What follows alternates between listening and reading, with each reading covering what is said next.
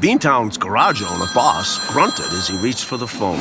Beantown Garage, Boss speaking. Good morning, boss. It's Chief Sparks. I'm at the fire station. I just realized Laddie needs a tune-up. It's been a while. Boss turned and looked outside. A long line of beans and their motor spoons waited. Every bay in the garage was full. It created a problem, but Laddie was the town's fire truck and top priority. No problem, Chief. You want me to send Bucky to pick up Laddie? That would be perfect. I have to examine the town's hydrants. I won't be here. Please make sure he's careful. Mayor Hasbean's made it clear only the fire team or Bucky can ride with Laddie. Insurance requires it. Don't worry. Bucky understands. He'll pick up Laddie alone and bring him in. We'll have him tuned and delivered to you in no time. Thanks, I appreciate it. Hey, gotta check out those hydrants. Boss hung up the phone and walked into the garage's bay area. Bucky, I know it's busy, but Chief Sparks just called. He's got an emergency. We need to tune and oil Laddie. You have to get him and bring him here. I'll tell Batty to grease this spoon. Robo and I will do the rest. Gee, boss, you sure? I mean, look at this line of spoons. Can you spare me? Of course. It's Beantown's fire truck. You need to get him. Okay, I'll call Betty and see if she can give me a lift. That way I can drive Laddie back and forth. Bucky and Betty were best friends and did almost everything together. If one of them needed a hand, the other helped. Boss walked to the next bay, picked up his wrench, and went to work. Bucky hustled to the office, picked up the phone, and dialed. He looked at the clock. It was 12 p.m. The breakfast shift was over at the Double Dip Diner. He knew Betty would be available. The phone rang. Double Dip, Betty speaking. How can I help you? Betty, it's me, Bucky. I'm at the... Hey, Bucky, what a treat! I just finished my breakfast shift, and I'm about to go to my dog walking business. Betty, Chief Sparks just spoke with Boss. Laddie, the fire truck needs a tune-up. Can you drive me to the fire station to pick him up? Betty was Beantown's successful teen on every level. She owned businesses from dog-sitting services to hair salons, tanning booths to smoothie shops. She had a championship roller derby team. She flew helicopters, ran election campaigns for Mayor Hasbean, and won marathons. If there was a super bean, it was Betty. Her day was full, but she did some quick calculations and saw a solution. She'd have her friend, Callie, stay extra time at the dog walking business. Sure, Bucky. I'll be right over. Bucky went back inside, grabbed some tools, and helped Boss and Robo with one of the spoons. Minutes later, every bean jumped when they heard a screech of brakes. Betty arrived, blew her horn, and whistled. She screamed. Hey, Bucky, I'm here. Bucky blushed. The entire town knew he had a crush on Betty. I see that, Betty. Thanks. Let me grab my coat. Bucky raced into the garage, grabbed his jacket, and leaped to Betty's spoon. They were off. Downtown traffic was gridlocked to the Emerald City Mall and beyond. Always thinking, Betty turned off Yellow Brick Road onto Little Red Riding Hood Drive and sped through the Lima Bean section of town. She found every shortcut possible.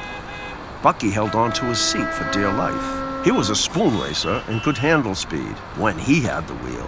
When Betty drove, he was petrified. You know, Bucky, I've looked forward to this day. I've never been to the fire department. Well, you mean you've seen the outside, but not the inside. Yes, I meant on the inside. Do you think we'll see the ghost? The ghost? What ghost? There's no ghost. Why'd you even say that? Well, that's where the town put the first Halloween haunted house. And there was one ghost, not like the others. In fact, it was so real, it frightened every bean, not just the sprouts. When they asked it to take off its costume, it got scarier and meaner. It emptied the entire fire station.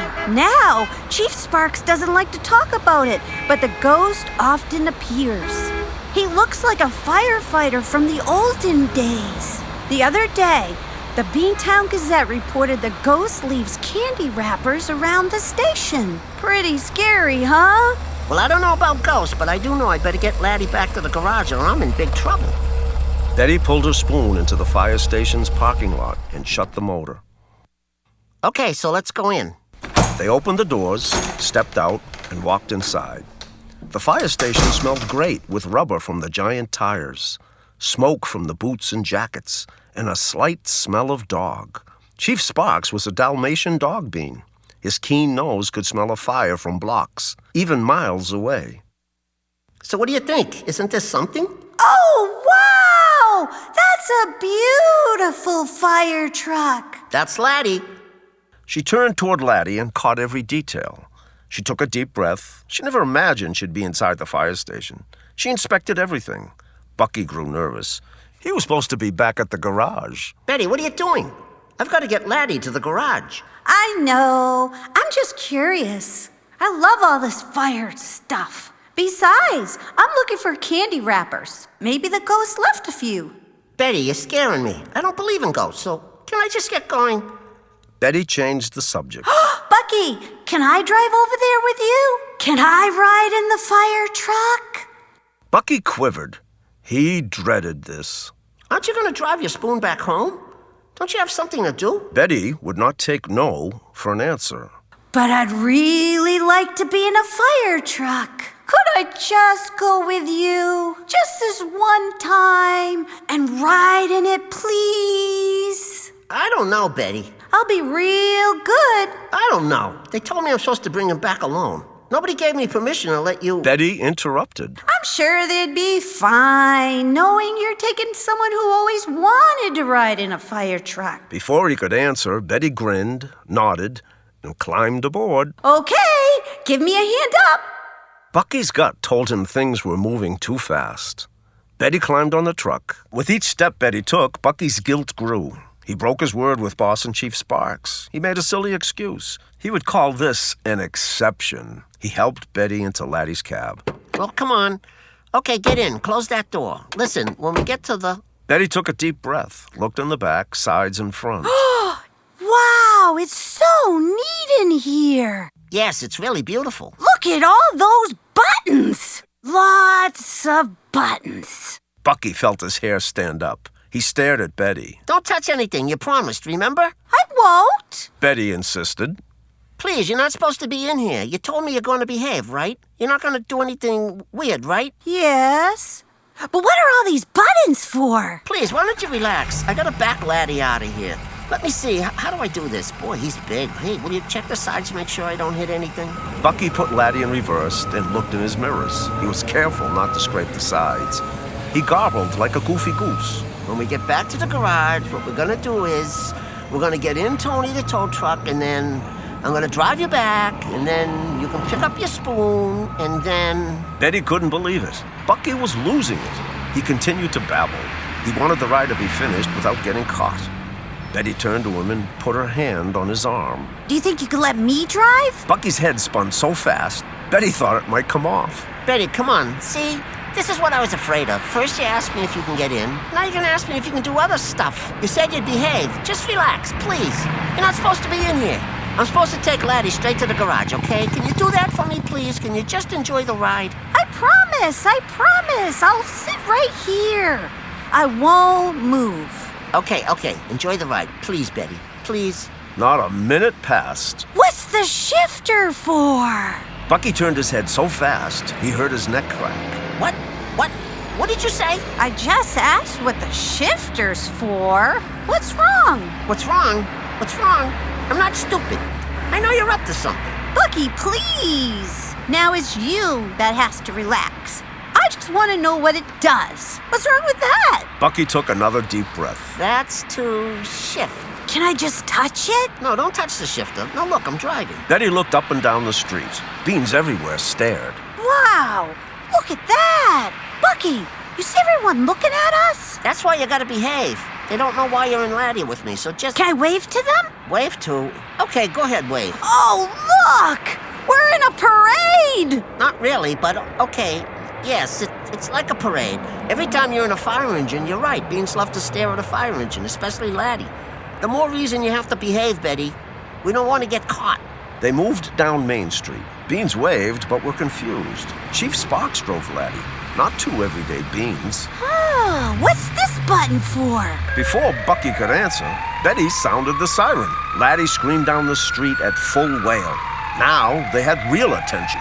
Oh my gosh, what did you do? I don't know! Shut it off, Bucky! Shut it off! You sounded the siren. Oh, I'm scared! I'm scared! Shut it off, Betty. Shut the siren. Betty found the button and stopped the siren. She turned her head and gave Bucky the sweetest smile. She was having so much fun. Did you see everyone look? I know they looked. They think we're on our way to a fire. You're right. All the drivers pulled their spoons to the side of the road. Sweat poured down Bucky's face and back. It was too late. He was in trouble. Some bean was sure to call the fire station and report 2 everyday beans were driving Laddie. Bucky checked to see if anyone followed, especially Officer Lima, Bucky's friend. Often, Lima brought his police cruiser, Chase, to the garage. Though they were friends, Bucky knew Lima wouldn't be pleased. Hey, what's this button for? Bucky stopped. He forgot Lima. He saw her hand on the bell button. Don't touch that. That's the bell. Too late, Betty pressed the bell, and more beans stared. Now we're really in a parade. Look at everybody. More spoons pulled aside. Pedestrians turned and gawked. Before he could issue another warning, Betty struck again. Hey, what's this one? Bucky took his eyes off the road. That's the blaster. Be careful. Now the siren, bell, and blaster did their jobs. Spoons pulled over. Pedestrians jumped, held their ears, and watched. Oh, we just scared some beans. I know. Everybody's... He didn't get the words out of his mouth. Oh, the lady with the stroller, she really looked at us. Well, she almost pushed that baby onto the street. Betty, do you blame her? Bucky wasn't happy. Betty was. She giggled. I think she was excited, thinking we were going to go put the fire out in somebody's bean pot. Betty's mouth moved quicker and faster. Her eyes picked up every fun thing she might play with. What's this for? Don't touch anything else. Please. Hey, Bucky, look behind us. Bucky peeked. Laddie's ladder went up. Betty had touched the button. It looks like the ladder's going up. Wow. Bucky watched the ladder grow up and up. His stomach tipped worse. Oh, Betty, you put the ladder up. I know, how fun. But do you think the ladder should be up while we're driving? Bucky gaped. The ladder scraped leaves and knocked limbs from the maples and oaks lining Main Street. Oh, Betty, this is not good. This is... I don't think you should have let me touch that one, Bucky. Bucky couldn't believe it. This was his fault. Then again, Betty could make him feel it was. He should have trusted his instinct. His mistake was to allow Betty inside. I told you not to touch anything, but you went ahead and... Bucky heard the approaching siren. Officer Lima and Chase gained fast. Uh-oh, look. Betty didn't look. She searched for more buttons. What if I press these 2, maybe? No, don't touch those. Don't touch. Look behind. You see that? You see that blue light? Guess who that is? Betty turned, saw Officer Lima and Chase a few spoon lengths away. She didn't understand. Why? Is there a problem? Hey, maybe Officer Lima wants to escort us. Bucky's guts rolled like boiling water. I don't think so. I think we're in trouble. Do you think he wants to be in the parade? No, I think we've got a parade already. Look, he's getting closer. Hey, the parade's getting bigger. Here comes more blue lights. Bucky, we now have 2, 3, 4, and there's so much fun. Thank you. Before Bucky could say anything, he saw every spoon and driver pull over. Betty noticed too. Oh, wow. Now everybody's pulling over. I know, Betty. So why are you pulling over? Well, because I think Officer Lima wants to talk to us. Oh, do you think he'll understand? Here he comes. We'll see. Betty watched Officer Lima pull Chase over. He opened his door, put on his trooper hat, and approached. I'm gonna let you explain. She said. Thanks, Betty. Because you should have stopped me from pushing all those buttons. I know. It was my fault. You pushed the buttons. Hi, Officer Lima. Officer Lima stared. He couldn't believe his 2 friends took Laddie for a joyride. Betty covered her eyes in shame. Then she broke the ice. She batted her eyes and winked. Hi. Bucky sat back in Laddie's driver's seat and shook his head. So far, this was quite a day. Somehow, he knew it had just begun. He hoped Officer Lima would understand. He heard his teacher, Professor Irwin's words. Use your bean, trust your heart, follow your gut. He made a promise, but broke it to please a friend. If he'd used his bean and followed his gut, he would have been back in the garage by now, not speaking to Officer Lima. Now he wished the fire station ghost rode with him, not Betty. Out of nowhere, a strange, eerie voice told him to look on Laddie's floor. Beside his foot lay a wrinkled candy wrapper. The end.